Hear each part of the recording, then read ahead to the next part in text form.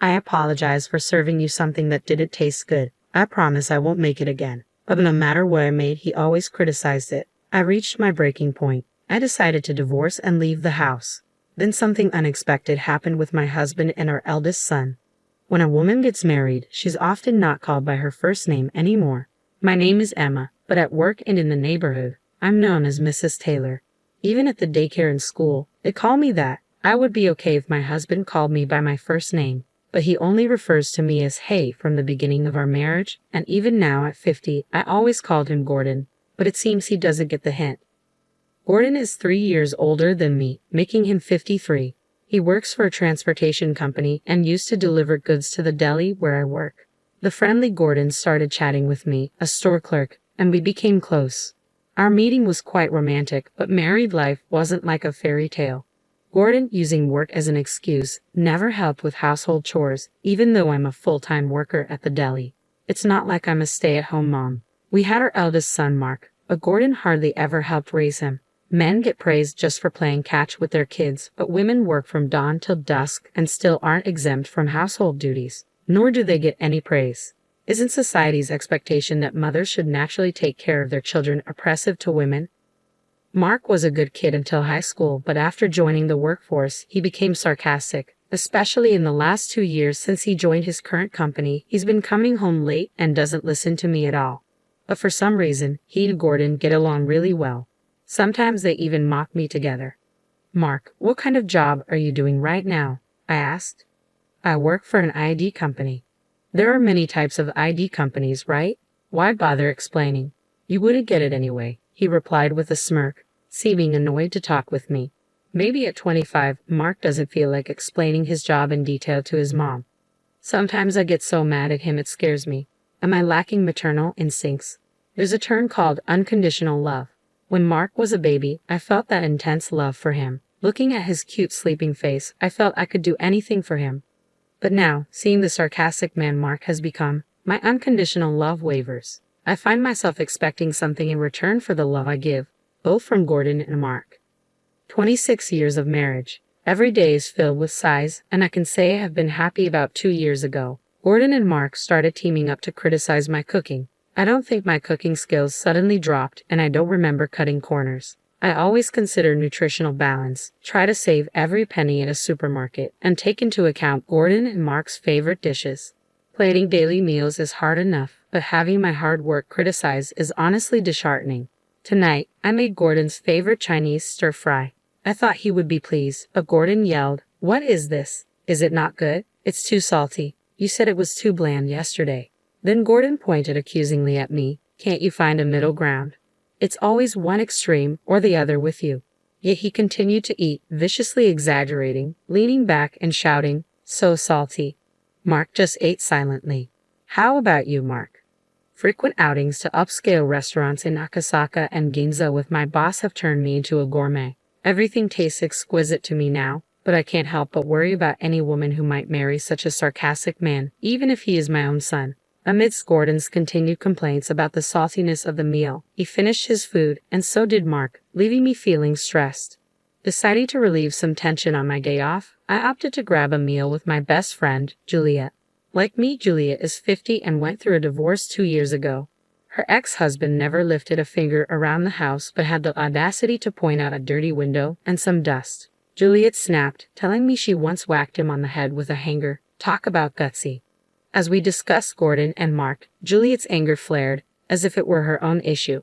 "Why don't you just tell him to cook for himself and hit him with a frying pan?" she suggested, only half-jokingly. "I can't say that," I replied, envisioning Gordon stubbornly insisting on cooking and potentially realizing the challenges of the kitchen.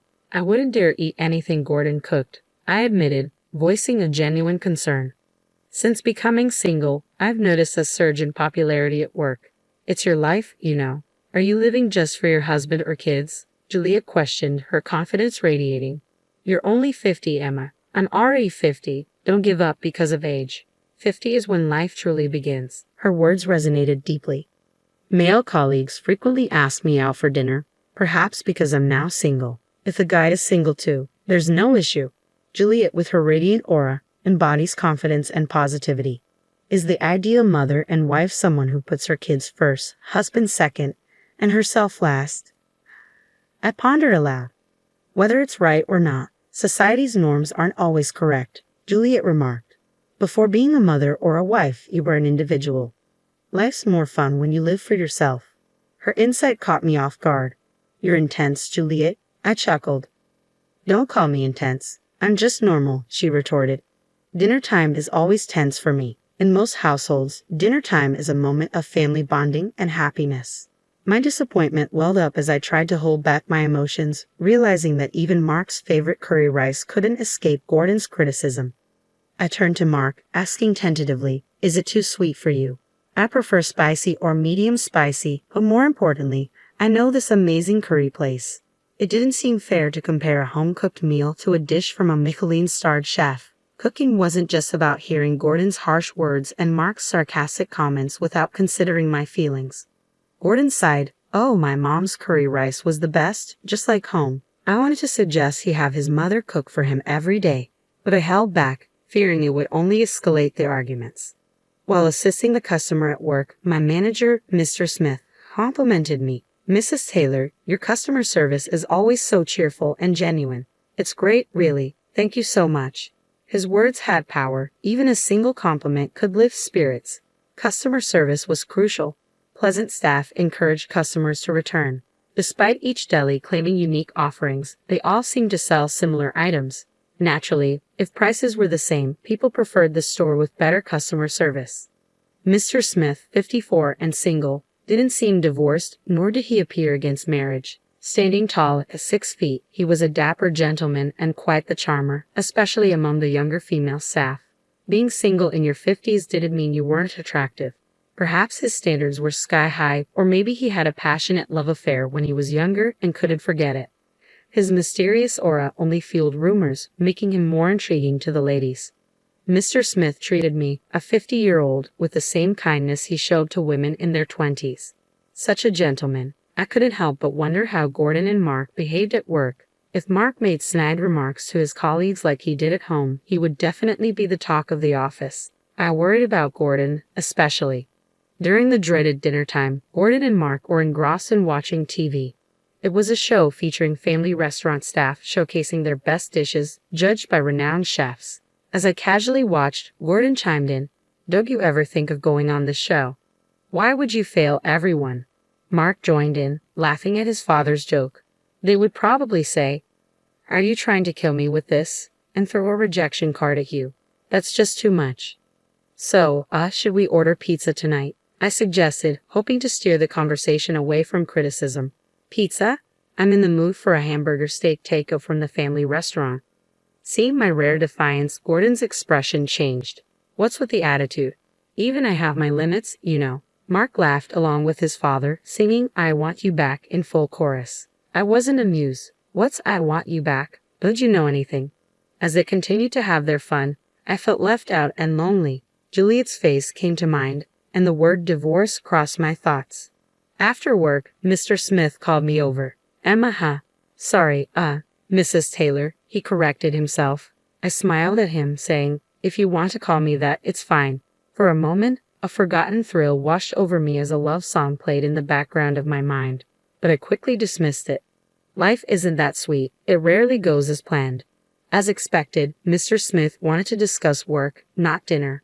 "Actually, there's talk of our store making a TV appearance. It's a show where family restaurants and delis showcase their signature dishes and a chef judges them." "I know it. My husband and son watch it regularly. The theme is lunch combos, and there will be an internal tasting session to determine who represents the store on TV. We're thinking of having you, Emma, represent us." I was taken aback and immediately declined. My husband and son criticize my cooking every day. Mr. Smith pondered for a moment. "Do they leave food on their plates?" "No, they always finish it. I have a friend who, no matter how good the restaurant, always says, 'You're satisfied with this?' I know better places, really. Maybe Gordon and Mark are like that." "We need someone like you who cooks daily. Would you consider creating a menu for us?" The responsibility was immense, and I hesitated, but part of me wanted to try.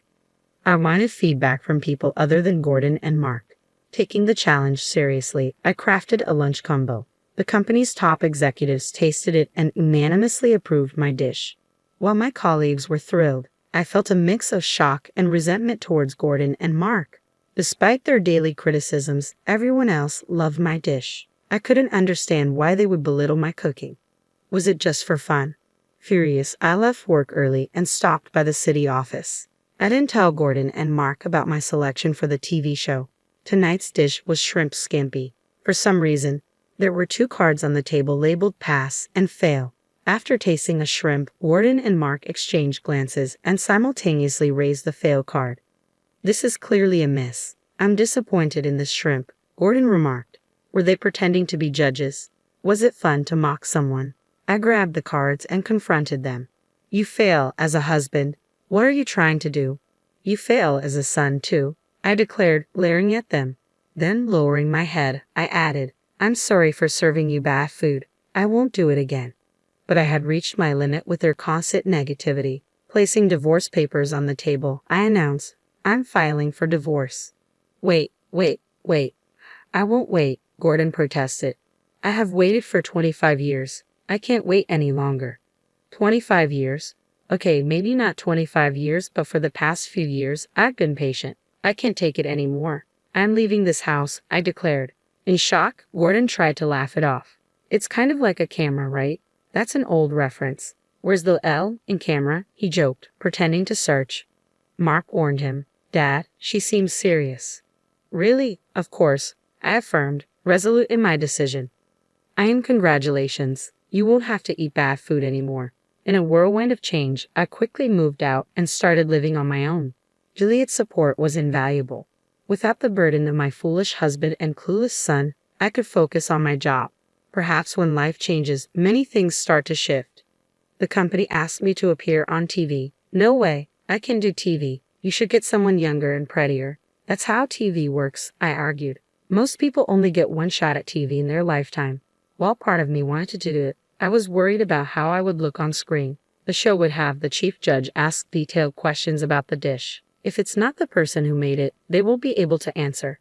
Convinced by Mr. Smith and the executives, I reluctantly agreed to the TV appearance. I didn't tell Gordon and Mark. I have blocked their calls, so they can't reach me, and I have no intention of reaching out. Of course, I told Juliet about the TV appearance. She was shocked and said, I want to be on it too, with teary eyes.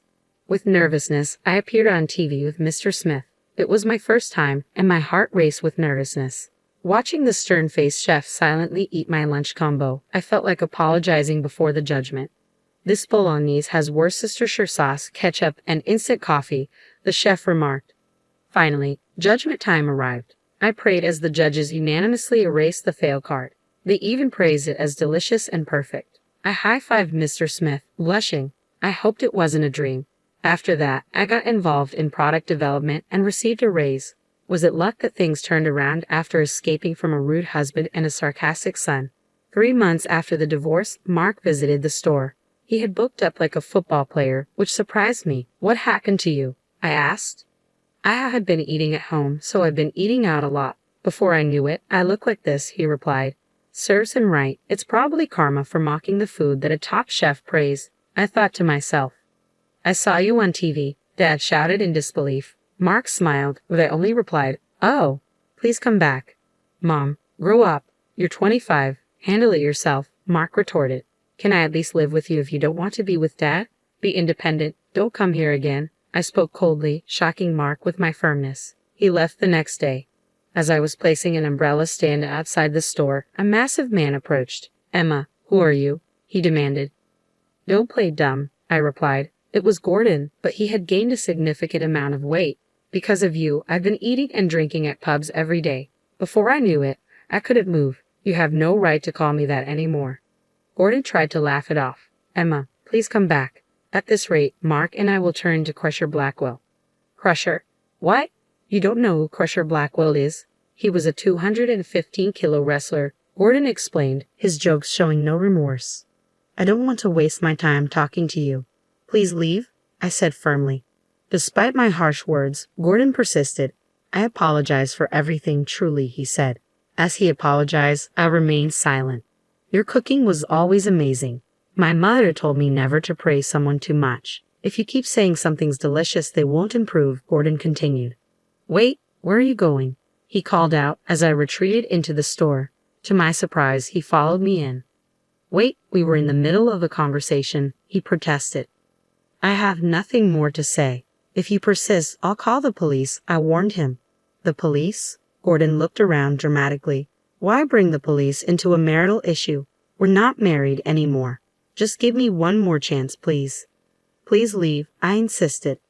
Suddenly, Mr. Smith emerged from the back. I have called the police. Maybe you should leave, he suggested to Gordon. Who are you? Gordon demanded. I'm the manager of the store. Why are you intervening in a marital dispute? We are not a couple, Mr. Smith clarified, gesturing between Gordon and me. I get it now. Is that why you divorced? Are you two together enough? His rude insinuation infuriated me. What nonsense are you spouting?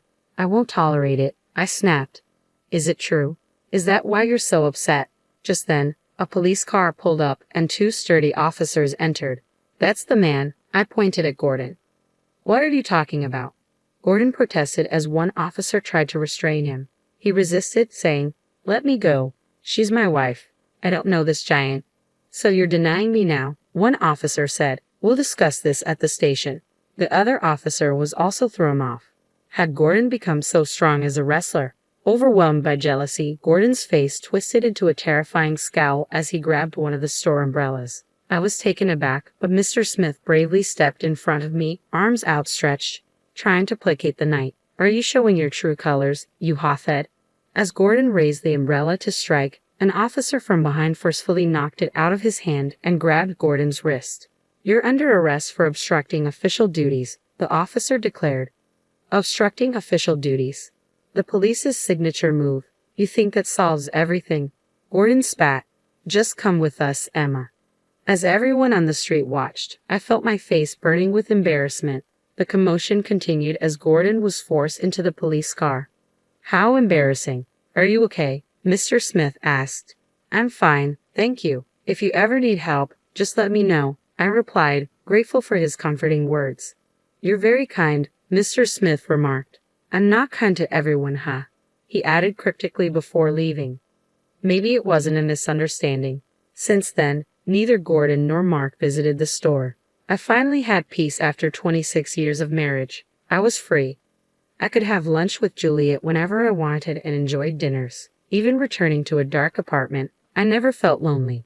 Work was fulfilling, and being valued by the company felt great. One day, Mr. Smith approached me. Emma, do you like musicals? He asked.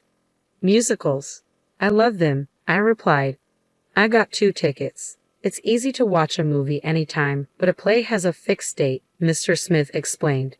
Memories of my youth resurfaced, and my heart raced. Maybe it wasn't a misunderstanding after all. I would love to go, I said, smiling. Great, I'll take the tickets and go with a friend, Mr. Smith suggested. What? Just kidding. How about a nice dinner afterward? He added, seeing my relieved expression. Life is unpredictable. Now I'm embarking on a second youth.